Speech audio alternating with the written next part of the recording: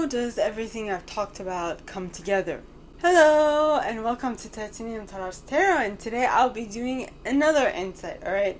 All about all the different parts coming together in regards to any type of clair, alright? In particular, clairaudience. So, basically, what I need you guys to remember is that you have a main form of intuiting things, alright?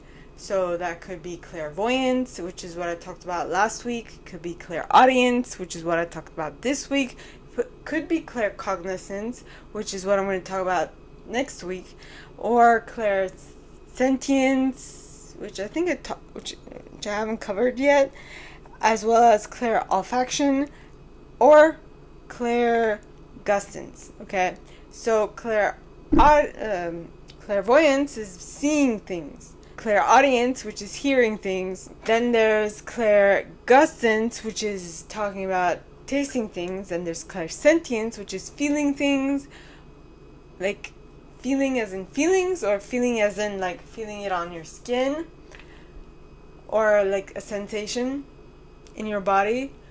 Then there's clairgustance, which is having the sense of a sixth sense of taste, where you just get tastes out of nowhere. And then there's clairolfaction, which is you just smelling things out of the blue. And claircognizance, if I haven't mentioned this. So now, how can we tie all this together? And should you tie all this together? Yes, you should. I think you definitely should, because I talked a little bit about this earlier on this week. You have your main form of intuition, like I mentioned, and I enumerated. So you get those. Yes, that's good. But what are you going to do with that additional information now? You then pair it with your claircognizance, or what you already know, your prior life experience, and you come up with a definition or something that you think your angels and guides want to tell you. Now, this is where things get a little tricky, because it is a lot of subjective matter, but the interesting thing is that your angels and guides and ancestors are going to send you a message tailored to you, meaning what you might get as an intuitive insight might not be the same thing as someone else might get as an intuitive insight, who has the exact same skills or talents or abilities, because anything that your spiritual team sends you is tailored to you, because they know that that is what's going to attract your attention. So what you might see is not exactly what someone else sees, or how someone else deciphers what they are receiving as information.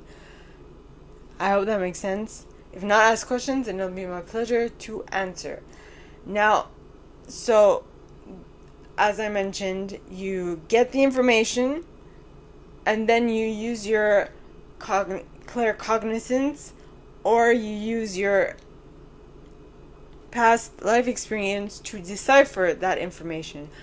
And I kind of alluded to this, you also use your what you would what you would use as markers, what stands out to you, because what stands out to you is not going to be the same as what stands out to someone else, and because of that, your message is going to be slightly different.